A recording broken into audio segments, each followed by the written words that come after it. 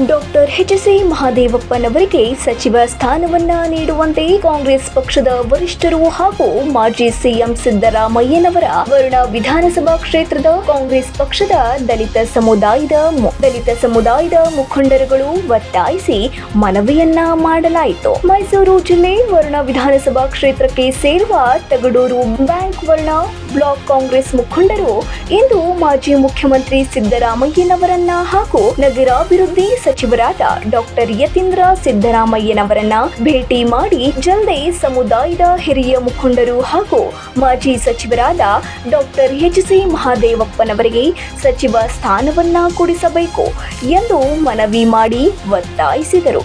ಮನವಿಯನ್ನ ಆಲಿಸಿದ ಮಾಜಿ ಸಿಎಂ ಸಿದ್ದರಾಮಯ್ಯನವರು, ನಿಮ್ಮ ಬೇಡಿಕೆಯನ್ನ ಪಕ್ಷದ ಪರಿಸ್ಥಿತಿಯ ಗಮನಕ್ಕೆ ತರುತ್ತೇನೆ, ನಾನು ಕೂಡ ಈ ವಿಚಾರವಾಗಿ ಮಾತಾಡ್ತೀನಿ ಎಂದು ವರುಣ ವಿಧಾನಸಭಾ ಕ್ಷೇತ್ರದ ಕಾಂಗ್ರೆಸ್ ಪಕ್ಷದ ದಲಿತ ಮುಖಂಡರುಗಳಿಗೆ ಭರವಸೆಯನ್ನ ನೀಡಿದರು.